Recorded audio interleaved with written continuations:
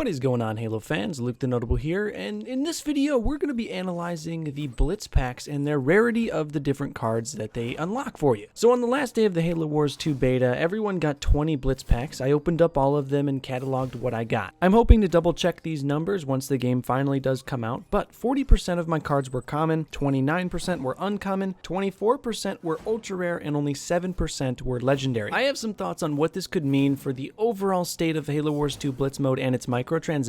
One thing pretty much everyone is concerned about with Halo Wars 2 is pay to win. People coming into the game spending a lot of money on Blitz Packs and getting an inherent advantage because of it. I've said in a previous video that while I think the game will be pay to win to a certain extent, I don't think it will be as bad as a lot of mobile games out there. However, I do think this rarity data tells us something about Halo Wars 2 Blitz that may be a little bit troubling. So in order for you to better understand this, let's look at two cards, the Reaver and the Prowling Reaver. At level 1, these cards both do the exact same damage to both ground and air units. They also have the exact same armor and health. The big difference is that the Prowling Reaver has the ability to cloak for the first 90 seconds that it's deployed. This is a pretty good card. You can drop it into the midst of battle, especially if there's no units that can detect it, and it can start shooting instantly at any air units. Great way to take out vultures, hornets, banshees, whatever. If there were no microtransactions in the game, players would in general get about double the Reaver cards as they would the Prowling Reaver. Since the Reaver is a more common card, it would probably level up faster in most players that weren't purchasing any Blitz Packs with microtransactions. So the Prowling Reaver is pretty dang good, but if there were no microtransactions and everyone was just opening up packs as they got them, it actually probably would be outclassed by a higher level Reaver. If you had a level 2 or level 3 Reaver and your Prowling Reaver was only level 1, you would want to use the regular Reaver because it did more damage and can take more hits. Problem is, now enter microtransactions. Someone can pay to open up a ton of packs. Not only will that person get a ton of regular Reaver cards, but they'll also get a ton of Prowling Reaver cards. So they may have a Prowling Reaver that is on the exact same level as your common Reaver. So a card, in theory, in someone's collection that should always be a lower level, Matt being the Prowling Reaver, it should always be a lower level than your regular Reaver because you should be getting double the regular Reaver cards. In someone who is paying to play this game, paying for Blitz Pack, their Prowling Reaver could be as high or higher level than their regular Reaver. I think people who pay to play this game with Blitz Packs will have more of an advantage not in their common level cards, but in their ultra rare and legendary cards. People who play this game for free will have no problem leveling up their common level cards, but people who dump money into it will also have no problem leveling up their ultra rare and legendary cards, which will give them very high, efficient, and powerful units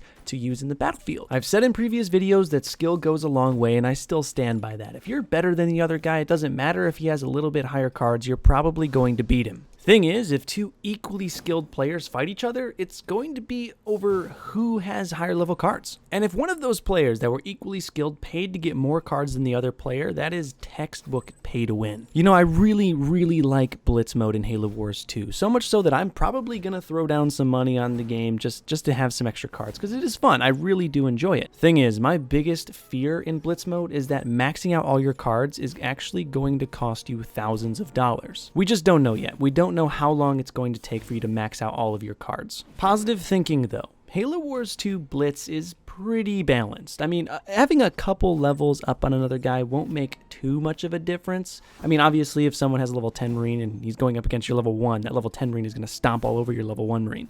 But a level or two here or there won't make too much of a difference. So if you're playing a max level player and you're someone that's put a lot of energy and time into the game and you're near max, you're probably, if you have more skill than him, still going to beat him. But it would still very much suck if the only people that got maxed out decks and maxed out cards were the ones that threw money into the game. During the beta, I had a level 2 Jerome, and he was pretty dang strong. It was also insanely rare and lucky that I ended up getting him, so I can imagine someone putting a ton of money into the game, getting like a level 4 or 5 Jerome being pretty OP. I think the most OP and pay-to-win aspects of Halo Wars 2 Blitz mode is going to be people that are putting money into the game and then using that on legendary cards. We'll see though. Hopefully it won't be that bad. Hopefully the max rank of all of your cards maxed out isn't too unobtainable. I think if it was about the same as getting all the rec packs in Halo 5, I'd be happy with that. Either way, on my channel, I like to do strategies, so even though you're not spending money on the game, you can beat the guys that are. So if you haven't seen any Halo Wars 2 strategies before, subscribe to my channel channel, I do deck builds, strategies, and everything in between. I want to thank you all for watching. In the top left, you can click my logo to subscribe, and then in the top right, you can click on a video that I have specifically tailored for you. I think this video is going to help you succeed in Halo Wars 2. Thank you all for watching, stay notable, and I'll see you in the next video.